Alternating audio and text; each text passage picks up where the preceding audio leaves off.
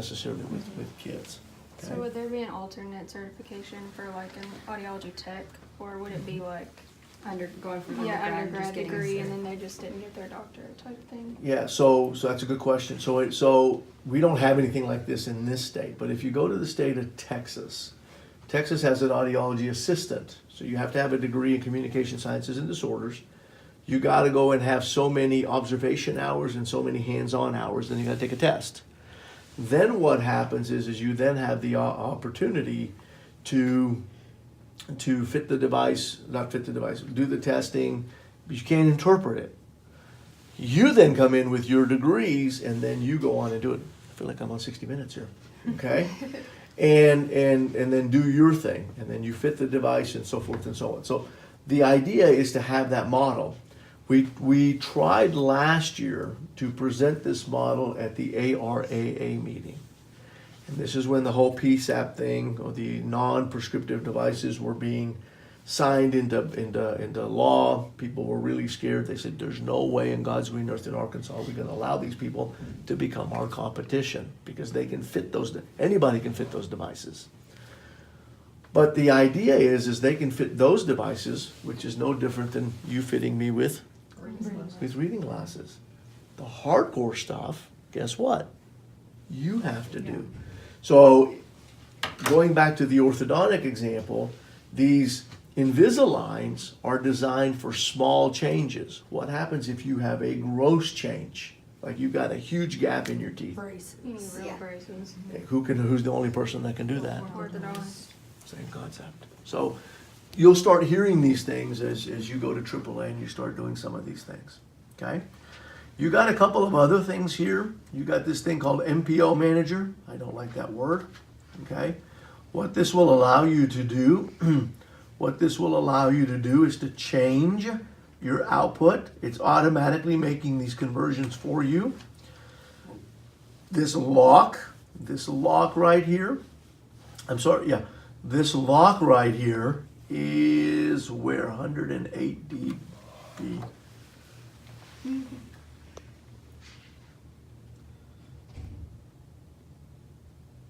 This is 114. Where is it getting 104? 500 hertz. I don't see 104 is here. And it's because I'm using, if I off this, no, if I on this, it's lower. What I'm trying to figure out is how it's calculating these things. Is it the wrong axis? Oh, you're right. You're absolutely right. Thank you. This is 113, which is here. So it's using the reference. It should be using, I turn this off. Now what is it at? 116, which is here. So it's dropping it here for your reference. So this is giving you a little more output limiting compression. So the reference is what's actually plotted on there. And if I turn this off, you'll notice the graph goes up. So you're getting more lows. I mean, you're getting more high input gain. I don't understand the math. I'd have to read this. I don't know what this is. Okay. And then you can go in, once you get memory 1 set. Memory 1 is the most important setting. It's called your master. It's the master program. It's the one that you use for quiet. Everything else is then determined based off of that. So if I have a noise memory, it's based on the quiet memory. Anything that I change to the quiet memory, what's it going to do to the other memories? Automatically change it. Some people, and I don't know how hearing aids are fit in this building, they'll turn memory 1 on, memory 2 on, and memory 3 on.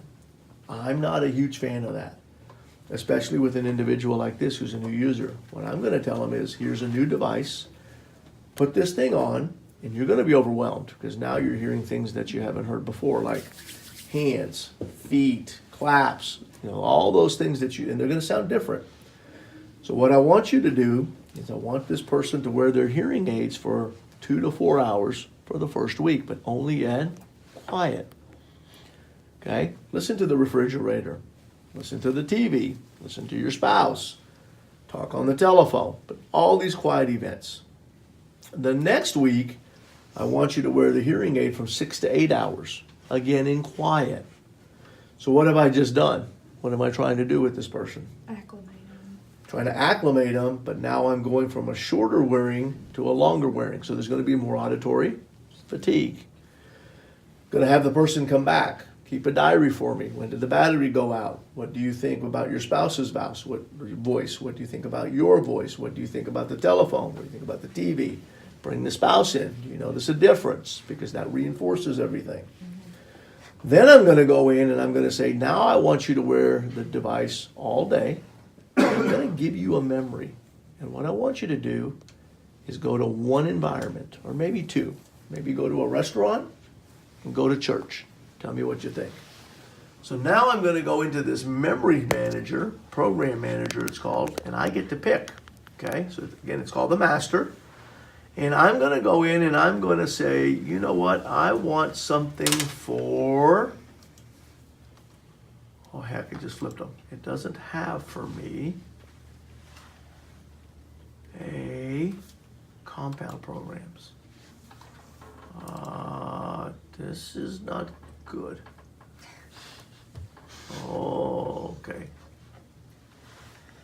Okay, he wanted to be on the phone. So I'm going to take the phone. Okay, so now I've got the phone on. Okay? Here's the difference. Here's my main memory. I'm in a omnidirectional microphone. My speech and noise is off. And I've got feedback cancellation on so it doesn't whistle. If I go to the telephone, so that's the master. Oh, so sorry, I did that backwards. The master, my fault, has a locator on. Locator's directional. They use all kinds of different terms. I don't know why they didn't just call it one thing. It's got noise reduction on, and it's got gain to reduce the feedback.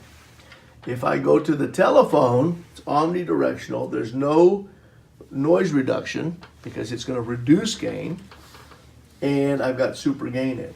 Let me do one Why more. would you want omnidirectional microphones on when you're on the telephone? So remember, omnidirection. So directional microphones are only in the front. Yeah. Where's my microphone? Oh, true. Yeah.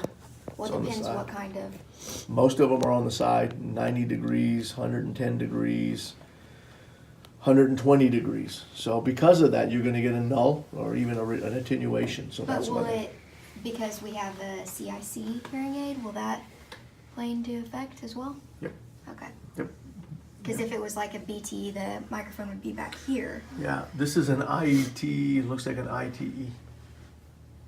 Yeah, it's more of an ITC, yes, actually. Okay. So I've got these two memories in. Let's say telephone. I wish there was a noise one here, but there isn't. And then he would go out. And he needs his remote control in order to hook What's this thing Zen? up. Zen is for tinnitus. Ah, sound therapy? Yep. Okay. Is this telecoil? Yep. That's telecoil, and this is microphone and telecoil. Okay, so if you wanted to listen on a phone call while listening to whether this thing whistles or not, you can do that. You've got this cool thing here called a log. This is data logging. So now it's telling me that I spent this much time in this program. I didn't know I put that one in. This is an example data. And that this one is how much time I spent in the music program, okay? And this tells me 0 is my prescriptive formula. This is what percentage of the time I increased or decreased the volume of the volume control. So this is where I'm at mostly. Every now and then I go here, every now and then I go there. Okay? So now you're getting feedback in order to help your patient. If the patient's always up here, what does it mean? You need more gain. If the patient's always turning it down, what does it mean? Okay? And then here's the environmental stuff. And it'll tell you what percentage of time they spend in each of these different environments. So does it give like hours? It's giving it to us in percentages of some sort. Is that just Widex? Yeah, it's just one. And every manufacturer is different. Yeah. Unitron has a pie. Savantos has a histogram. So all of these guys are a little bit different. This is a stacked bar. I'm not a big fan of stacked bars personally, but it's there. But that's what these devices do, okay? So this is how you're going to be fitting the device, which is a little bit different than how we looked at it.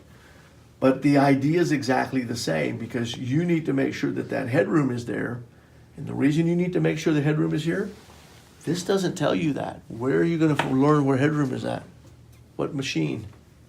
Really. That's where you're going to learn it. We haven't talked about real here. Because you don't really know until you see what it's putting out. You got it, Okay. okay? So what I want you to understand is while you're looking at this, and this is important because it's telling you what to do and what not to do, it's also unimportant because it's not what the hearing aid is really doing. What the hearing aid is really doing is what's in the ear, and you got to measure it. Yeah. Or you can put it in a 2cc coupler before the patient gets there, and you can dink around with this thing, okay? On Monday, I'm going to give you a couple hearing aids to put on a 2cc coupler. Just hook them up and play with them. See what happens. If I change my knee point and I go up, what happens to gain? Goes down. Goes down. If I move my knee point down, gain goes up. You'll see that on the 2cc coupler. Your lab's real simple. Shouldn't take you more than 30, 40 minutes. How does that work? Because the knee point decides where it goes into compression, so that's where gain is no longer linear. It's Right. gonna. So how is moving compression up Okay. making gain go down? So what's happening is as I move up, I'm not at 0 anymore. I'm moving to 10, 15, 20. Oh, like saying where Yeah. the okay. Like where it kicks on. So now I'm eliminating all that low frequency, low intensity noise, like the lights and the telephones and all, not the telephones, the electrical and all So that where stuff. we were saying at it, like for our home our quiz, we were saying a 10 dB input would make it kick on. You're saying you're moving it to where it takes a little bit more for it to kick on to even get gain. Right, because I'm Okay. changing the input. Okay. The input point. Okay. Make sense? Yes. And you can change that input point, right? Most manufacturers will let you do it, some won't. It depends on the manufacturer. So, like, one example where you would change the input point is like if they were complaining about hearing the refrigerator, so then you could go in and change Because that's a that. low intensity, low frequency. You know, is we have this thing called handling, and this is how you pair the device to a cell phone or a transmitter or we have a remote control. I can do cross. This is 1 year's good, 1 year's bad. Okay, 1 year's a dummy, 1 year actually is amplifying. I'm sending the signal to the better ear. We'll talk about that in AMP 2. And then here's my hearing aid configuration. So it's just showing me, and you print this out, all the things that I have. So here I can turn on the tone.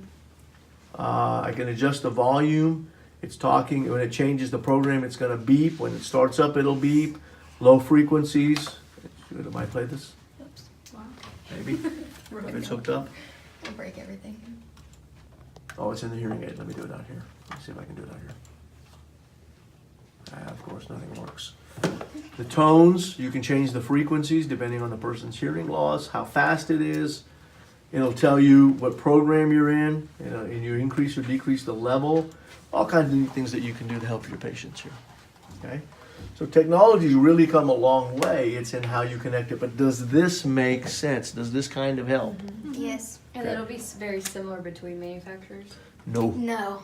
Well, like the steps and stuff like Yeah. that. The steps are similar. I know it depends on the manufacturer, but They it's hide similar. their buttons. Yeah, that's yeah. true. And that's why when you, so let's go back and talk about your projects, because we really haven't done that yet. Okay. So I'm gonna turn this off. Does anybody